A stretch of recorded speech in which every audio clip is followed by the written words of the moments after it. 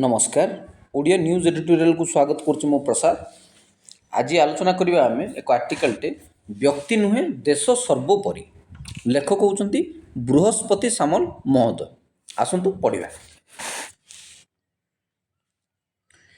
प्रारंभरू मौर्य गुप्त चोल चालुक्य कुषाणक भली वंशानुक्रमिक राजराजुड़ शासन पर बाह्य आक्रमणकारी खिलिज तोगलोक और मोगल शासन सह स्वाधीनता पूर्व अखंड भारत अनेक दिन धरी इंग्रेज हुकूमतर पराधीनतार बंदी थिला।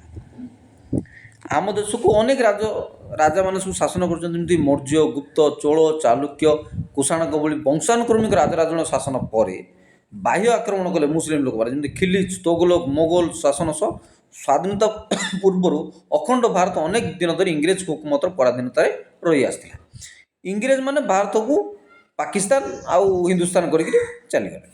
गोटे पटे सत्य और अहिंसार अदमनीय प्रभाव अन्यपटे भारतीयों उत्सर्गीकृत बलिदान और रक्ताक्त संघर्ष अतिष्ठ दोदुल्यमान इंग्रेज सरकार बाध्य 2 सेप्टेम्बर 1946 ब्रिटिश सम्राट जॉर्ज षष्ठ अधीन तथा पंडित जवाहरलाल नेहरू नेतृत्व में भारत एक मध्यवर्तीकालीन सरकार गठन कले। किमती है एक कथा प्राय समस्त आम अवगत अच्छा स्वाधीनता पूर्वर कथा स्वाधीनता केमती आसला आम देश को रक्ताक्त संघर्ष उत्सर्गीकृत बलिदान कोटी कोटी लक्ष लक्ष लोकों अवदान पर केते धन जीवन हानि पर केते लोकों जीवन दान पर बलिदान पर आम स्वाधीनता लाभ कले। समयक्रमे 14 अगस्त 1947 मध्यरात्र अखंड भारत इंडिया अर्थात भारत और पाकिस्तान भावे दुई भाग हो इंग्रेज सरकार स्वाधीनता हासिल कर 15 अगस्त 1947 इंग्रेज सरकार नाम संपूर्ण भाव बदली मध्यवर्तीकालीन भारत सरकार केवल भारत सरकार भाव निजर नूतन परिचय पाइले। इंग्रेज सरकार क्षमता हस्तांतर प्रक्रिया 82% बहुमत सह भारतीय जातीय कांग्रेस तरफ पंडित जवाहरलाल नेहरू 15 अगस्त 1947 स्वाधीन भारत प्रथम प्रधानमंत्री पद अलंकृत कले। पर आम भारत जनगण भारत को एक सार्वभौम समाजवादी धर्मनिरपेक्ष गणतांत्रिक साधारणतंत्र भाव गठन करने और यार सबु नागरिकों निमंती सामाजिक अर्थनैतिक और राजनैतिक न्याय विचारधारा वक्तव्य धारणा विश्वास और उपासना स्वतंत्रता मर्यादा और सुविधा प्रदान समानता एक जातीय एकता और अखंडता को प्राधान्य दी भ्रातृ को सुनिश्चित करने 1949 नवेम्बर 26 तारीख दिन आमर संविधान सभा विधिवत संकल्पबद्ध भारतीय संविधान को अंगीकार प्रणयन और ग्रहण कलु माने जोटा को आम पालन कर साधारणतंत्र दिवस जनवरी 26 से कहीं पालन कर पालन कर 1949 नवेम्बर 26 तारीख दिन आम संविधान सभा विधिवत भाव आम देश को साधारणतंत्र देश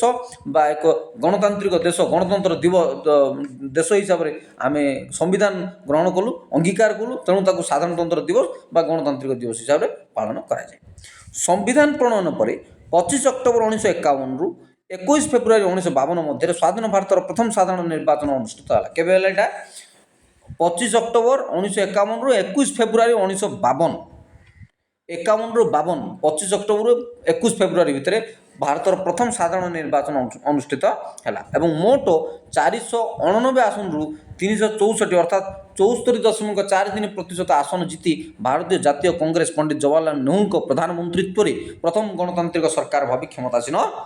प्रथम आमर इलेक्शन होता 1951 रु 1952 मध्य सी भी 25 अक्टोबर 21 फेब्रुआरी प्रथम भारत इलेक्शन इंडिया इलेक्शन प्राय 490 मानू 490 आसन रु निर्वाचन लड़ा जाता से 364 अर्थात 74.43% आसन कांग्रेस को जाइला कांग्रेस जीति से पुणी जवाहरलाल नेहरू प्रधानमंत्री प्रथम गणतांत्रिक सरकार भाव क्षमतासीन है जहाँ साधारण जनता भारत सरकार नाम जानिले। 1957 द्वितीय साधारण निर्वाचन रु 1957 द्वितीय साधारण निर्वाचन प्रथम निर्वाचन सहित 1952 द्वितीय निर्वाचन है 1957 रु साधारण निर्वाचन 1977 पर्यंत क्रमागत भाव कांग्रेस दल शासन क्षमतार रही 1957 रु 77 के प्राय 20 वर्ष धीरे धीरे साधारण जनता भारत सरकार को कांग्रेस सरकार कहबार अभ्यस्त हो गले।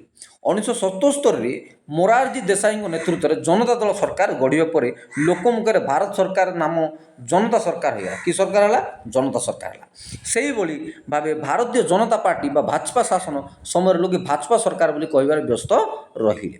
କେତେବେଳେ ନିରଙ୍କୁଶ ବହୁମତ ଅଭାବରୁ ଭାରତ ସରକାର ନାମ ବଦଳି ଲୋକମୁଖରେ କଂଗ୍ରେସ ନେତୃତ୍ୱାଧୀନ ୟୁନାଇଟେଡ୍ ପ୍ରୋଗ୍ରେସିଭ୍ ଆଲିଆନ୍ସ ବା ସଂଯୁକ୍ତ ପ୍ରଗତିଶୀଳ ମେଣ୍ଟ ବା ୟୁପିଏ ଉପା ସରକାର ଅଥବା ଭାଜପା ନେତୃତ୍ୱାଧୀନ ନ୍ୟାସନାଲ ଡେମୋକ୍ରାଟିକ୍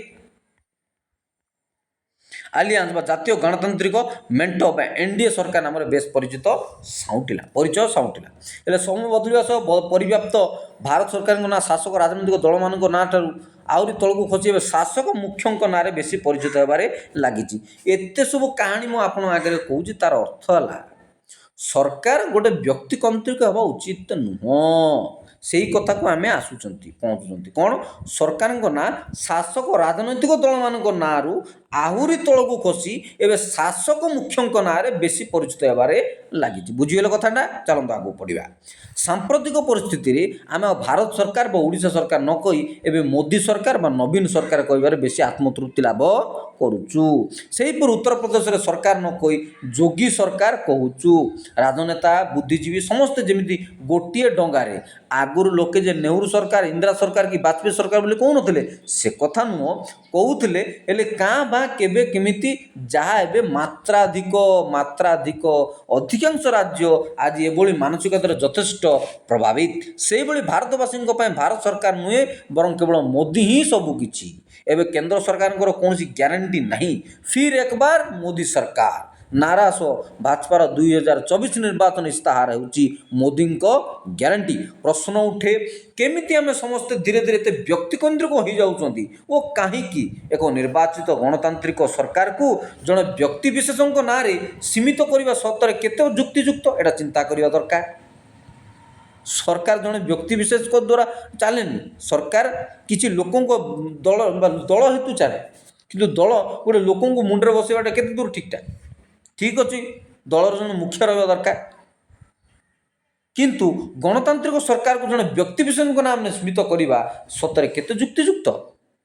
ଏହି ପରିପ୍ରେକ୍ଷୀରେ 25 ନଭେମ୍ବର 1949ରେ ଭାରତୀୟ ସମ୍ବିଧାନର ଜନକ ବାବା ସାହେବ ଡକ୍ଟର ଭୀମରାଓ ଆମ୍ବେଦକରଙ୍କ ସମ୍ବିଧାନ ସଭା ରଖିଥିବା ବକ୍ତବ୍ୟର କିୟଦଂଶ ଉଲ୍ଲେଖଯୋଗ୍ୟ। ଦେଶ ଉଦ୍ଦେଶ୍ୟରେ ସେମାନଙ୍କର ଜୀବନବ୍ୟାପୀ ସେବା ପାଇଁ ମହାନ ବ୍ୟକ୍ତିମାନଙ୍କ ନିକଟରେ କୃତଜ୍ଞ ରହିବାର କିଛି ଭୁଲ ନାହିଁ, କିନ୍ତୁ କୃତଜ୍ଞତାର ସୀମା ରହିଛି।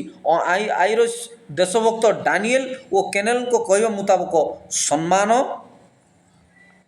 ହରେଇ କୌଣସି ପୁରୁଷ, ପବିତ୍ରତା ହରେଇ କୌଣସି ନାରୀ ଏବଂ ସ୍ୱତନ୍ତ୍ରତା ହରେଇ କୌଣସି ଦେଶ କେବେ କୃତଜ୍ଞ ରହିପାରିବ ନାହିଁ। କ'ଣ କହିଲେ ସିଏ? ସମ୍ମାନ ହରେଇ କୌଣସି ପୁରୁଷ, ପବିତ୍ରତା ହରେଇ କୌଣସି ନାରୀ ଏବଂ ସ୍ୱତନ୍ତ୍ରତା ହରେଇ କୌଣସି ଦେଶ କେବେ କୃତଜ୍ଞ ରହିପାରିବ ନାହିଁ।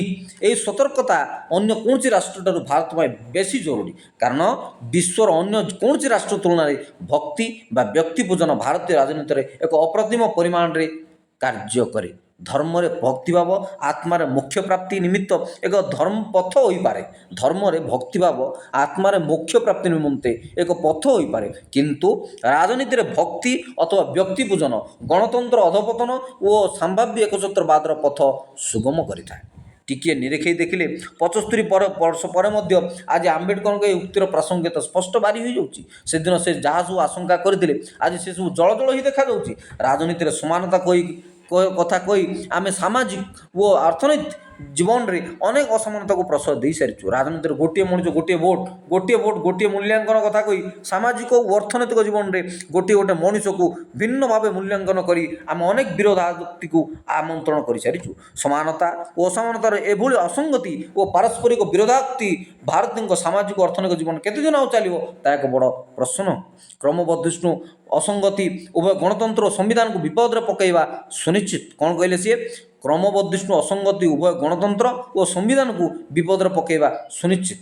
ଆମେ ଯେଉଁ ସମ୍ବିଧାନକୁ ବିପଦରେ ପକାଉଛନ୍ତି, ଆମ ଭିତରେ ଅସଙ୍ଗତି ନାହିଁ, କ୍ରମବର୍ଦ୍ଧିଷ୍ଣୁ ଅସହିଷ୍ଣୁ ବଢ଼ିଯାଇଛି, ଗଣତନ୍ତ୍ର ଭିତରେ ସହମତି ନାହିଁ ଆମର।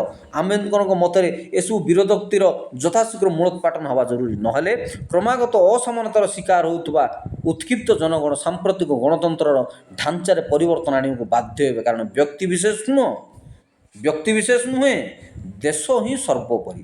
ବ୍ୟକ୍ତି ପୂଜନ ନୁହେଁ, ଦେଶଭକ୍ତି ଜରୁରୀ। ହେଲେ ଦେଶଭକ୍ତି ନାଁରେ ଆମେ ଦଳ ଭକ୍ତି କରିବା ଆରମ୍ଭ କରୁଛନ୍ତି। ଆମେ ଦେଶଭକ୍ତି ନାଁରେ ଦଳ ଭକ୍ତି କରିବା ବା ବ୍ୟକ୍ତି ଭକ୍ତି ହେଉଛି ଆମର ବ୍ୟକ୍ତି ଭକ୍ତି। ତେଣୁ ବ୍ୟକ୍ତି ପୂଜନ ନୁହେଁ ବରଂ ଦେଶଭକ୍ତି ଜରୁରୀ। ଏତିକି ରହୁଛି। ଧନ୍ୟବାଦ।